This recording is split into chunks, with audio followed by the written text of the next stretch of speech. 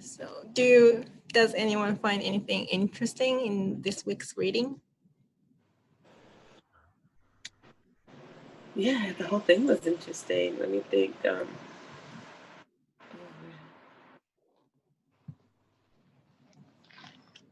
I can get started. I actually read the Mindstorms, the whole book, in this summer, and I really like this book. I think it's hard to imagine that they wrote it like how many years ago, and it still feels valuable today. And I think because my notes are kind of mixed, so I don't really know what chapters that we were supposed to read for only this course.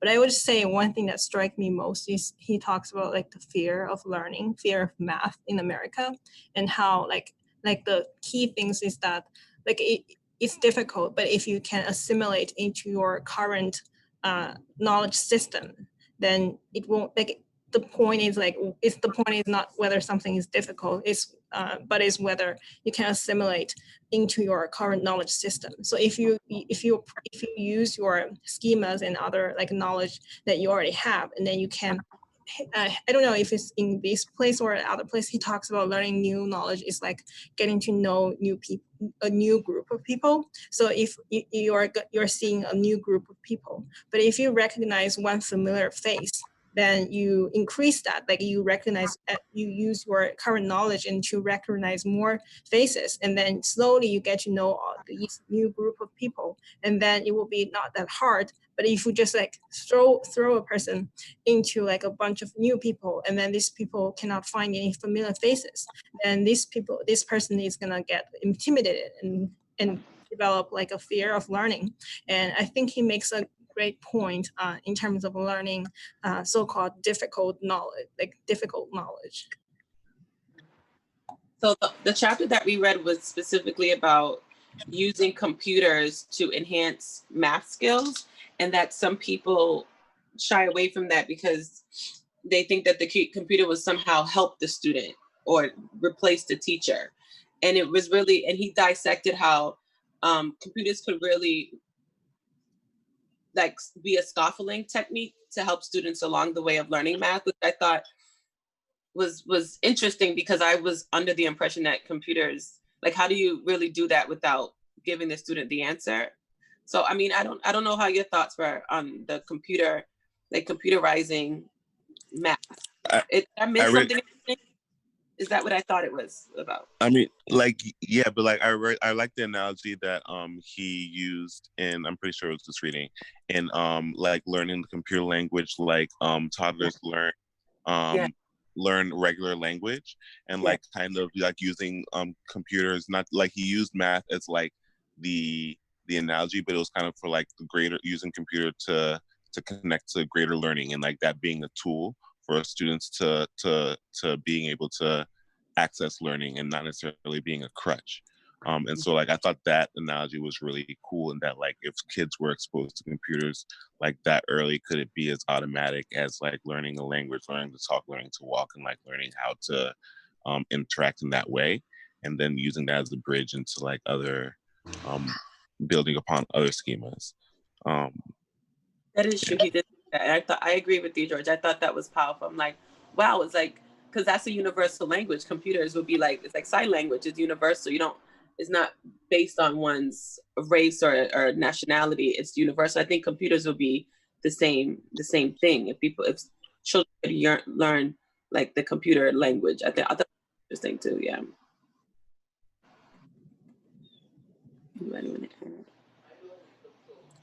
One thing I thought that stood out to me was when he was talking about like what you said in the beginning about this being so relevant to today. Like, what year was this written?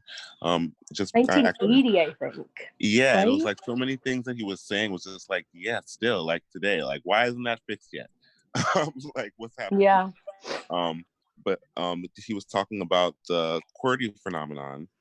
And like how like basically like we're stuck with qwerty, even though like there's no real reason we should be stuck with qwerty, just because it's been like ingrained in culture, and there was initially a reason for it, but like that reason doesn't exist anymore. And that's the same thing that's happening with some well, the computer language back then that was prominent was becoming like really ingrained, just because people were used to it, and so they weren't able really to innovate in language. And so I just thought that was interesting, in that like people can become so used to something that's so antiquated that it keeps people from moving forward. And I don't know, I've never thought of that as being like a stifling block to like innovation, like that sort of comfort in something being so ingrained and systemic. That reminds me of a criticism on like what people learn in math. You know, like people learn a lot about like the function that like this has a diagram like this, because it's like it's easy to draw out the graph using pencil and paper. But like statistics, like in China is very kind of like known for its emphasis on math. But even like in China, most math courses still focus on the function and all those like basic stuff, and not statistics, because statistics is hard to visualize without technology. And in China, most schools are still like low tech. So it's like the content of the course is not decided by how useful it will be, but by kind of like the past choices and like the materials people have. But actually like but statistics is just like so much more important than like learning like function, how to like solve or write like a function, because like statistics, like it's like used in so many disciplines that you cross it way more than like those functions and those things. But you learn it because of the like the past decisions in like made by the system, and not that valuable knowledge really is. That's so interesting. I was so like, I couldn't believe what he was like when he broke it down financially, of how like it'd be possible to get like a 1-to-1 computer in the hands of every child. When he broke that down, I was like, why have I never read this before? And like, why aren't like any politicians like taking this and like running with it? Like, you know, like I just, it's like he made it sound so simple and so like such an easy fix, you know? And it's like, yet here we are. Right. And I was reading that, and my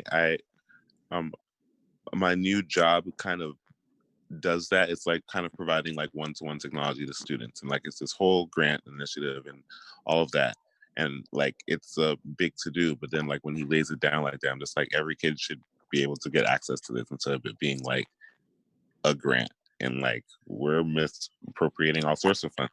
Like it's if you can lay it down like this. Yeah. And in a way, like, I mean, he was describing like it would be possible that every child would have a computer in their home. And, you know, this goes back to 1980. And like, when you think about it, most kids have like a phone. And so kind of what he predicted is true, right? Like they have a form of a computer in their hands.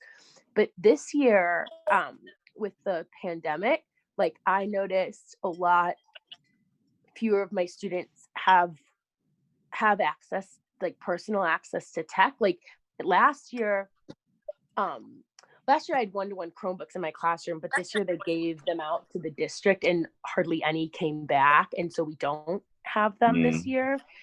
But we also saw a lot of kids like with cell phones last year. And so I was like, well, maybe I could have kids like pulling up things on their phones and things like that.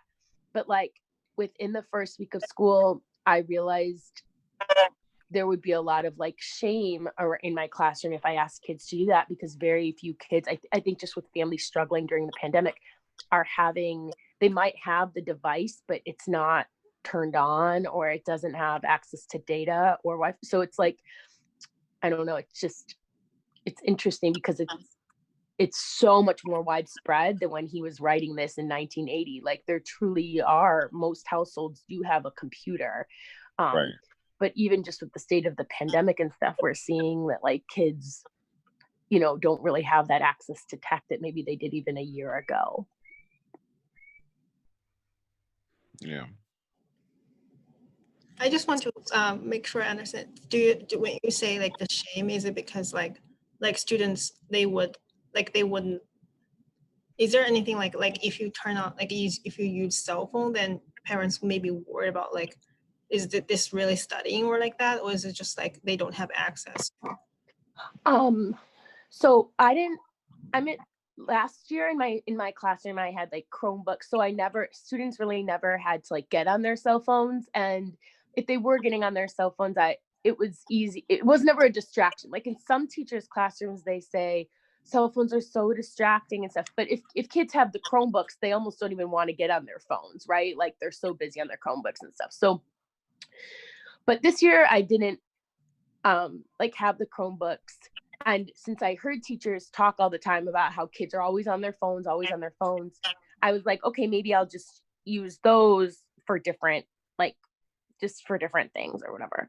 But the shame, it was like, you know, all of us as teachers, like we never want our students to feel ashamed, but there was the shame because I think for a financial reason, like so many kids now, it seems like in my district, don't have the cell phones that they had last year, or maybe even if they have a cell phone, the data they're limited in data and for whatever reason. So there was almost this like I could just sense like one of the first days I was going to have them scan a QR code in order to fill out a student information form so I could get all the stuff just populated on a spreadsheet.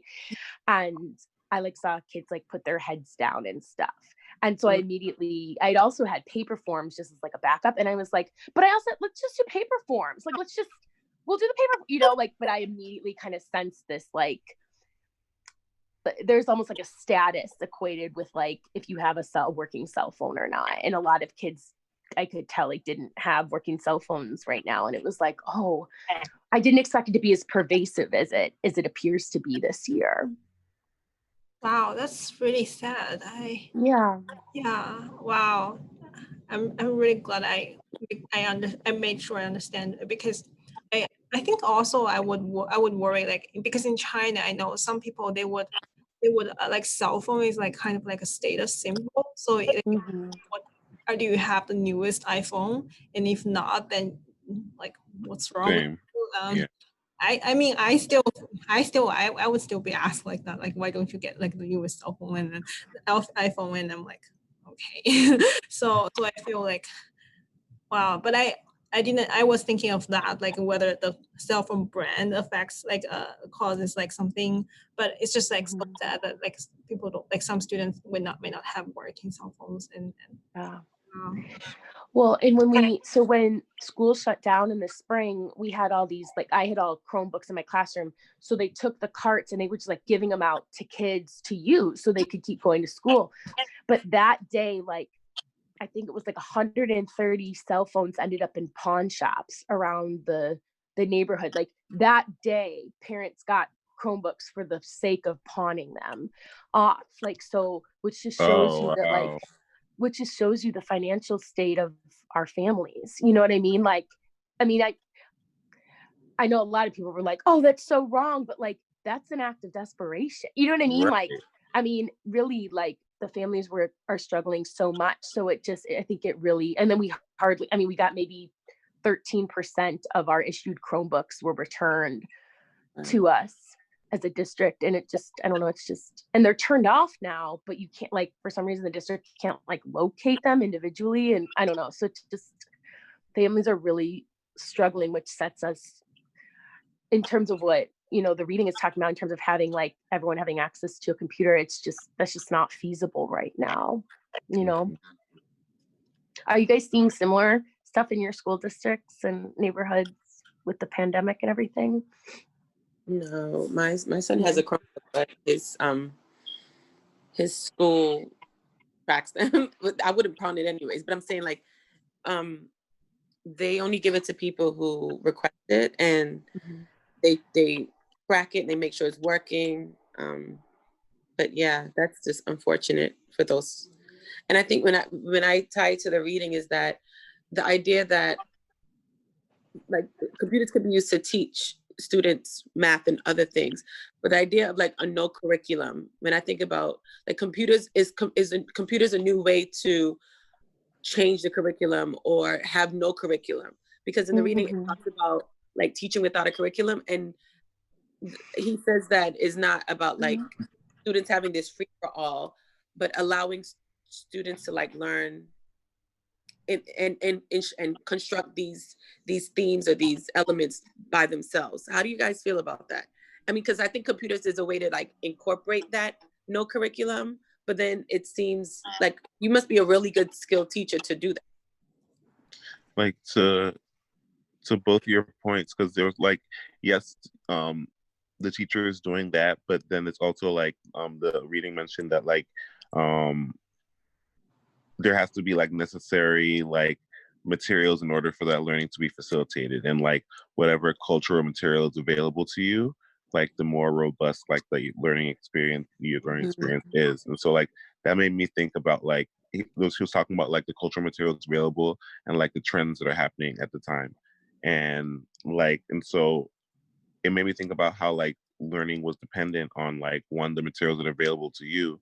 And so it's like you don't have like the cell phone with the data, or you don't have the Chromebook, then it's just like how robust is that learning, how much access do you have, and then also like the trends. And so like what's valued by culture is what's valuable to learn, and that kind of dictates like what people should learn. And like I don't know if that's necessarily a good thing, depending on like what part of culture you are in, what side of the culture you're in, etc. And like if you're a state tested subject, like I teach English 1 in Texas, and that's a state tested subject. Like in order for students to matriculate to English 2, they have to pass the end of the year STAR test. So like I love the idea of not having a curriculum, or like kind of doing like I think all the time the structure of T550 and like giving each student like an option to pursue a project or a proposal, but it's like, well, we're going to be tested on commas and semicolons. So like how do we fit that? You know what I mean? Like, it's like a it's like a policy issue. Like it's not, I feel like as an educator, I don't have the power to like make that kind of curricular decision, you know, because so it's like I'd have to be working at like the policy level to be able to make that kind of change. And now I'm like, I never, when I started grad school, even thought I wanted to work in policy. But when I read about stuff like this, it's like, well, can I make the systemic changes that need to be made if I'm in the classroom? Like, do I need to think bigger? Right. Or like which classroom? Because like the things that were being described as far as like those type of curriculums, like not necessarily traditional school, like maybe like a Montessori school would like facilitate something like that. But like the only time I've ever been able to do something like that is like the end of the year, when it's just like, all right, test is over, like let's try this. And it's like, and that's like the funnest time, and like everybody's happy, it's like the feels and everything. But it's like after you've done like everything, can you start like trying to do things like that? And it's like the last month of school. That's a good point. It kind of reminds me of the first reading. I said I was just looking at my notes. If I'm looking dazed, it's because I'm looking at it. But go ahead. Oh, sorry. Just about like the kindergarten for like forever, like that kind of structure, and that like the kind of the what was it the spiral, learning spiral, creative thinking spiral or something. I enjoyed that one. Yeah, it was like it made sense, and I'm like, why can't they take some of that and infuse that into like some upper grades? Because it makes sense. Like learning through play seems super juvenile, but like it's also intuitive and like for innovation. Like I remember when I was in the reading, and it was talking about how kindergarten is supposed to be really fun and creative. That's where you're supposed to really feel your creative juices. And my kindergarten, I was actually in Barbados. I didn't go to kindergarten in America. And so it was not a place of creativity. It was not that, don't get me wrong, not that the school was terrible, but it was definitely, they wanted you to know how to read, how to write well, how to speak well, how to have manners. Like back then, teachers could hit you in Barbados. So if you did something wrong, your teacher would slap you. And so I remember, and I was very creative and inquisitive and wanted to like scope out all these things. And I didn't have room to do that. And what it did was, as it mentioned in the reading, is that it kind of starts the foundation of how you relate to learning and also how you relate to creativity. Yeah. So I did not feel, when I came back to the States, which was about 8th grade, I was 3rd grade, and they wanted to do these fun things. I was always scared to do that, right? And didn't know where creativity began and learning ended, or vice versa. Not knowing that they're the same, that you could learn and be creative and learn. And so while I was reading that, I had to step away and like think about my own journey and how I think I would have learned more if there was room for me to be creative. And I think that's like the troubling thing about that I found after reading the article, is that there doesn't have to be an either or, it could be both. And when there is an either or, you lose students along the way. And I think you change the way they look at learning. Yeah. So what are you guys' thoughts on that one?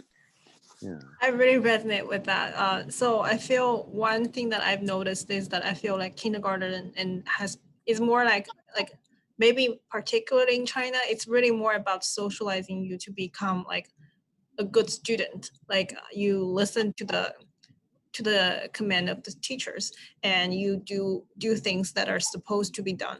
Like for example, if it's meal time, then you eat. If it's sleep time, you sleep. I remember like in my 1st grade in elementary school, so it's not kindergarten, but it's kind of close.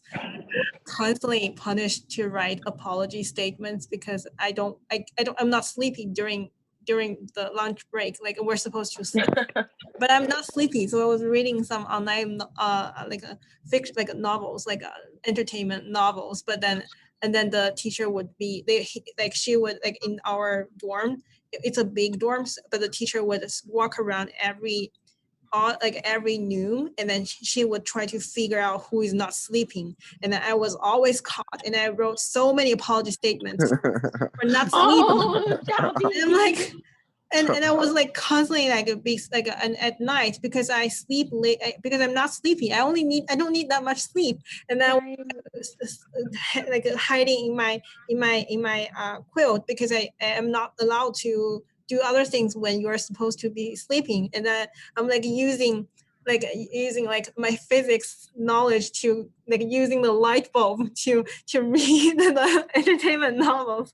And I'm like, and I read so many apology statements just because I don't want to sleep at the time that I'm supposed to be sleeping. But now I look back, I'm like, that's ridiculous. If the child don't want to sleep, just let him do something else. Like, and I'm not being disturbing. I'm just like quietly reading and my eyes get hurt because I was constantly hiding in my quilt doing that. So and I just feel that's really about discipline. That's nothing about creativity, and nothing about anything beneficial for the student.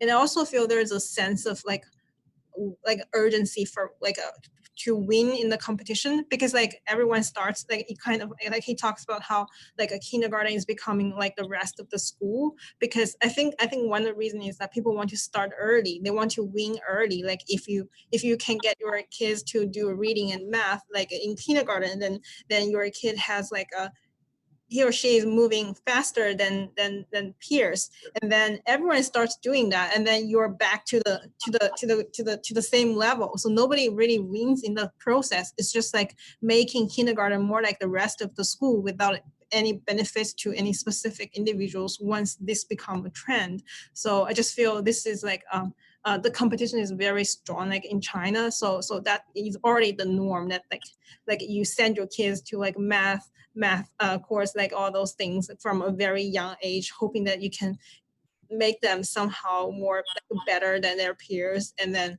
everyone is doing that, so it becomes more like you don't want to lag behind rather than you want to like be ahead. So I just feel I resonate a lot with when he talks about like the kindergarten is becoming the rest of the school, but instead the school should become like kindergarten.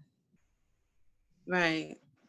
And to me, it's felt like the definition of learning and what it means to be intelligent needs to change. Because if you see a student who is more creative, maybe wants to draw, maybe doesn't even want to read, maybe wants to do something more artistic, maybe wants to perform, this child is not intelligent or not smart. It's like the place of intelligence is always on the pure science and math. And I think sometimes that's where they lose students who just want to be creative. And not everyone has to, like, when you think about the top actors and actresses of the world, they might not have been the best in science or the best in math, right? And so I think when after reading it, I'm like, how many students who were taught from a non-creative way in kindergarten just don't know what to do with themselves when they become adults, because the root of who they are was stifled at such a young age. Then now they're older and they're like, I'm in this job that I hate because I really want to be in front of a stage, or I really want to be, doing XYZ. And I'm here doing something in the lab because society says this is what success looks like. This is what, being an intellectual looks like. After reading it, I'm always like, oh my God, how many, if you were in this type of school where creativity, and especially in kindergarten, was not at the forefront, but trying to make sure you know how to read and write and do all these things, where I learned how to read very, very late. It's because I was one of those creative kids. I've always wanted to do acting, but I find myself in education. So I'm just maybe thinking about this reading through my own lens, but I wanted to hear your takes on it. Like, what else about the reading resonated with you, if any? Yeah, that made me think about two things. How like creativity is usually seen as like being like inclined like the arts, and like and like kind of fostering creativity and like other things too, like foster that innovation. And then I forgot about the second thing. It was good though. Maybe it'll come back to me. Like you're saying, like it's big, like he was saying, big C creativity versus like the little C. Yeah. And it's so interesting because like that, yeah, like you don't have to be in an arts like magnet high school. And I think Nina or Tina, your son is at like an arts or a music school, right? Mm-hmm. Like, yeah. And that is dope. But like, even in regular public high schools, I don't think it needs to be like an arts focused school for there to be a culture of innovation, right? Like, and I just like, how are the leaders being little C creative in terms of problem solving, in terms of like eliminating barriers, in terms of just what is the, just even during the pandemic, like what are the policymakers and the district leaders, are they being innovative, and are they showing and demonstrating and modeling this creativity? Like what does that look like? And go ahead. I was gonna. Oh, no. I think I was going to trickle in it just made me think of something else, but I'd rather hear what you have to say. Go ahead. Like, what it begs the question is, why is the little C not even a thought? Is it because of, I was honestly saying, laziness or fear, or, they will always say is budget. Like, why is this idea of innovation in terms of like K to 12 not always a first option? It's like if they're trying to shy away from it at some point, and I'm not sure because of just not knowing, or maybe was the training they received, right? It's like, are they acting out of their own traditional education and trying to mirror that? And maybe if it lacked in their training, then they don't know how to bring it forth in training new people, like students. So I just, yeah, what do you think is it out of fear or out of like laziness or? I think it's that like QWERTY thing where it's just like you're kind of stuck in your ways, and like that's just what I was trained. So it's like, this is how it works. This is like what the books are out there, you know, this is what like they're training people to do, and so like that's how it just goes, you know. Yeah. My district is very much like a conservative place in a lot of ways, but also just a fear. Like, I don't know that people would outwardly, I think to outwardly say I'm afraid of new things, that requires a lot of like self-awareness about your ties to. So I don't ever hear people saying I'm afraid of new things, but like compared to, I'm originally from Chicago, like a bigger city, and now I'm living in like a smaller town, and just like culturally there's just tradition is we've always done it this way. Well, we've always done it this way. That's how we do. Like the answer to the question is, well, how have we always done it? Because that's how we will do it.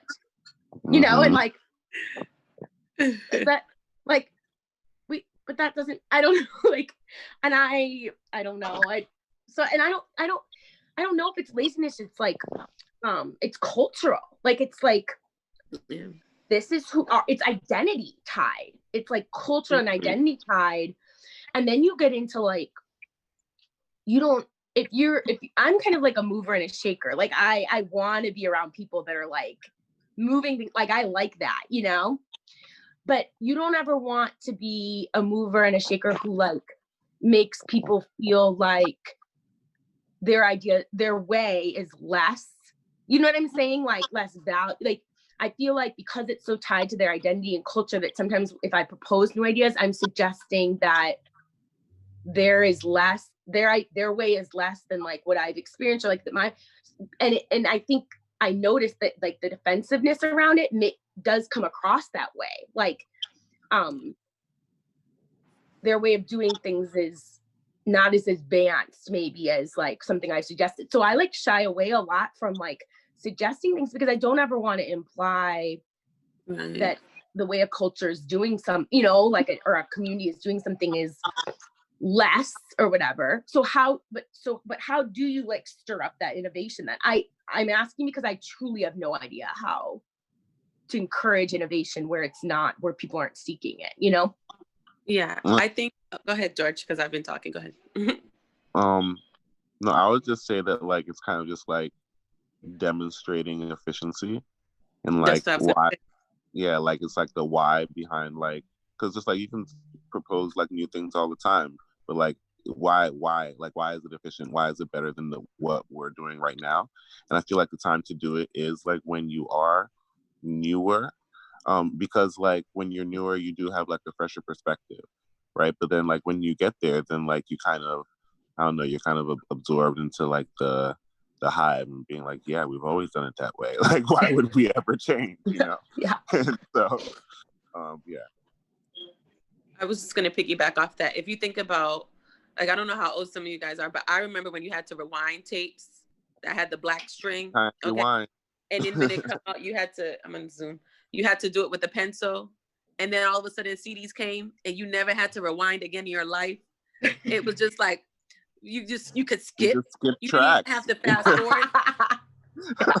And then, right? And then now we have like the streaming where you know, like you could actually play your individual song. Don't have to go through track and look for the back of the thing. Yeah. So my whole point is that if someone who loved tapes, and tapes had their benefits, okay? They took a lot of space up. Unlike, you know, streaming online, there's no space. All your music is virtual. Mm-hmm. But imagine the person having to talk to that person about a CD. So anytime you're in these conversations with people who are just really stuck in their ways, think about the tape and the CD player, or the tape, and now we have streaming. It's like you have to remind them of the time, the space, or whatever else. Like George was saying, why is it sufficient? Like, is your way going to reach 10 people or the 1,000 that we're trying to reach? Is this going to take the students 6 months to learn or 30 days to learn, right? You know, and is this going to help teachers save 2 hours of time or a week of time? And then when you start to provide some facts about the efficiency, I think they'll be more inclined to think about it. If they really are thinking about the mission and the vision of the school, which should be around, you know, providing equal opportunity, equal education, quality education, yeah. teaching, exactly, then they will go towards that. Now, how this relates to creativity is, I think that creativity and innovation go hand in hand, and the more they allow for creativity, the more innovation sneaks in the back door. Yes. Right. So when you don't allow room for creativity, you close the door on innovation. And I think, and sometimes I think, and honestly, I was one of those people who, when I heard creativity, I was like, I don't want to draw. I don't want to do, you know, sometimes like I just want to write this paper and get this degree. Okay. Thank you. Right. Read these Yeah, works. I wanted to tell you. Mm-hmm. Oh, Gabby, I wanted to tell you that we would have been friends in kindergarten because I never slept either. So we would have been buddies. We would have revolted together, Gabby. Nice. No, I'm a sleeper. I was the first one knocked out. To this day, I still sleep. But I think that's where, you know, I think that's where you could make room for creativity. I mean, for innovation. And but some people look at creativity as just one thing. So I think even changing what creativity means, it would open the door for new ways of doing things and new innovation. Like you said, like, I'm not trying to change the big C. I'm trying to do a little C so that we can move things forward to get closer to the mission of the school. Right.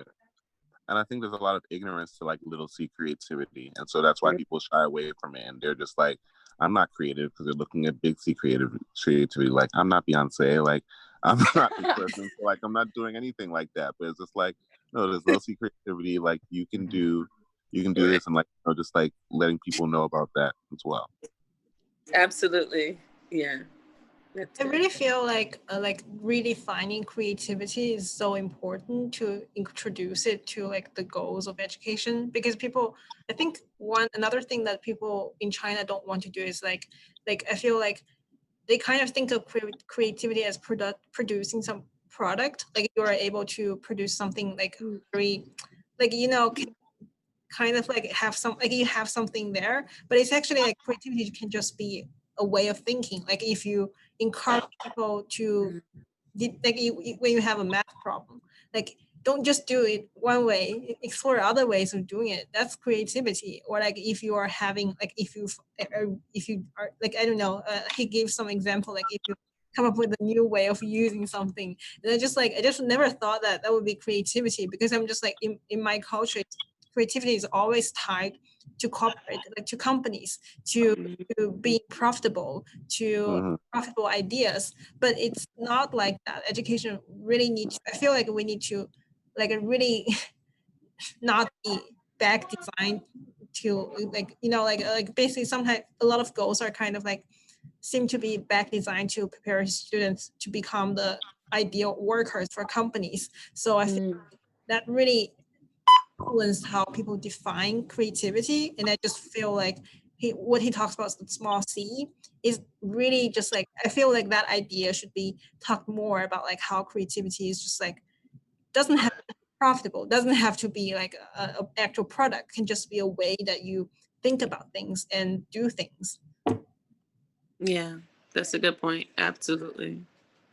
Tina, I wonder if you see this like in your son, because I kind of like, especially my son's like older, he's 15, but he kind of, what like Jiao is describing, is very little C creative, and like any kind of like like issues around the house or whatever, like he'll find weird like Rube Goldberg-y ways to like solve the problems. And I don't know, I've always just thought it was like a young boy thing, you know, but he hasn't grown out of it. Like, you know, like he's still like, and I was thinking about that when I was reading, like how much I try to celebrate that around the house when he's always coming up with like cool, like innovative, whether his bike breaks or whether the, like our button doesn't, on our sprayer like for our sink like doesn't stay on, so like you can't get like this. So like even he has like this rubber band. I don't know, just whenever he thinks, I try to like celebrate that. But how do I do that as like a classroom teacher? You know what I mean? Like, what are ways that I can be really explicit about celebrating small C, like examples of small C innovation in the classroom, and make that like kind of try to embed that in our classroom culture, so it becomes a space where students like value it, where they feel like safe to try to be innovative. You know, like what are ways that we can kind of, I don't know, like celebrate that more and make it more of a value in our education, you know? Yeah. What grades do you teach? I'm freshman. I teach freshmen. Oh yeah, you did say that. The little grown people. Very, yeah. They don't know which whether they're like, they don't know if they're little kids or want to be grown half the time. They like can't. They're still figuring that out. Yeah. I think that's funny. So, go ahead, George. But like I would just say like I feel like the approach to that is just like, you don't know what you don't know, and so it's just like just naming it is like is no fun. Just like having it as part of the language and like spotlighting things and being like, yeah, that like was little C creativity, you know. And like I've just found with kids, like the more that it's part of like your common vocabulary, like it automatically becomes part of theirs and they start using it. Yes. And so yeah, I think it's just like you don't know what you don't know. Right. No, that's true. My son is 13 and he's always been trying to do things around the house, and I encourage it. Yes. And if he doesn't know, he'll YouTube it. Like, let me YouTube how to do this, so I could figure out So he has to hook up this and do that. I mean, he's always trying to. And I, like George said, I never put a language to it, and I think that's so important, so that he realizes.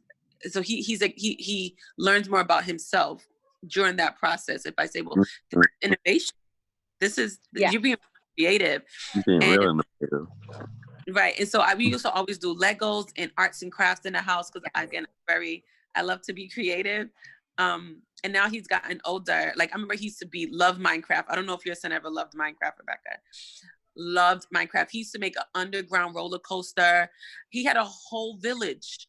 Yeah. A whole farm. Like, he was in this life. And now he's grown out of it. Now he likes all these other things that I won't name. But with Minecraft, I was like, imagine an underwater roller coaster. And I think that was, so he definitely was creative. But I think this he's been in 5 different schools. Boston public schools are trash. I'm just telling you, unless they're a good charter, they're trash. Let's see in urban Boston where I live. And so I took him out of 5 elementary schools. And I took him out of every one when I realized how trash it was. And so now we're here. And so back in the day when he would go to these other schools and I would say, well, how was school? And they're like, well, we did this. And he was so unhappy. And I know he loves to learn and he likes to be creative. And so when I got him to this music school, his grades flourished, his confidence flourished. You know, they provide services for him when he has delay. Like, it's just so, and all because they allow for creativity. Like I told you guys last week, a lot of his teachers are from the ed school. So I feel blessed in that way, right? And I think that speaks a lot to why. Is because these are teachers who are coming fresh out of grad school. They have, like, if they took T550, I know they're bringing, I know they're bringing some of Karen to the table. But I feel, blessed in that way that he has, and it really speaks to how they're being taught in this program. Is how they're trickling that to their students. That's awesome. Yeah. It is awesome. I was thinking about, like, remember when he was talking about imagine, like, the learning spiral, and they were talking about, like, imagine, create, play, share, reflect, and then imagine again.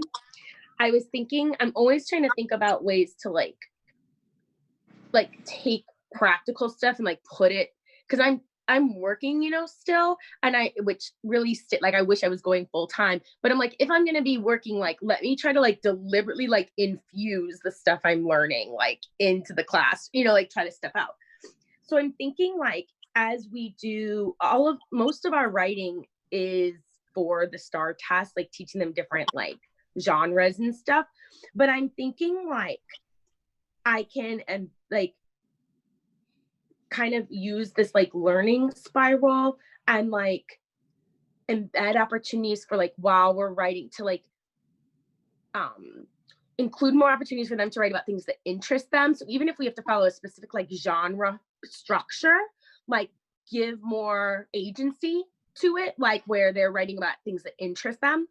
And then also like embed some play in there where we like maybe pass our like papers around and like we add sentences or like kind of like play, like add a little bit of play. But also I need to do a better job of like the sharing and reflecting part, because like I see that in everything that we're reading, and like I'm like, okay, we hit that STAR essay, go on to the next one.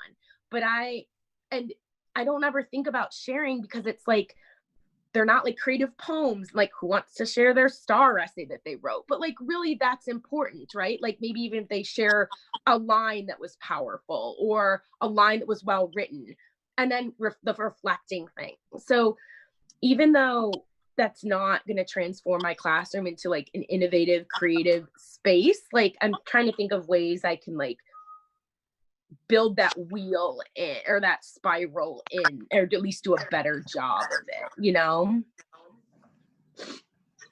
I think I would say if some of your students don't mind doing like a 30-second TikTok video, like I think if you put it into what they already do reflection in, I'm writing that down, like yeah.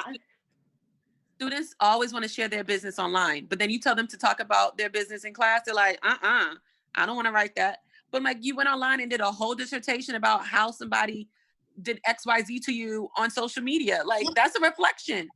That's a straight reflection. You just did it in a non-academic way. So if they read something and they really resonate with them, say, hey, make a 30-second TikTok video about why you liked it, or what made you think about this.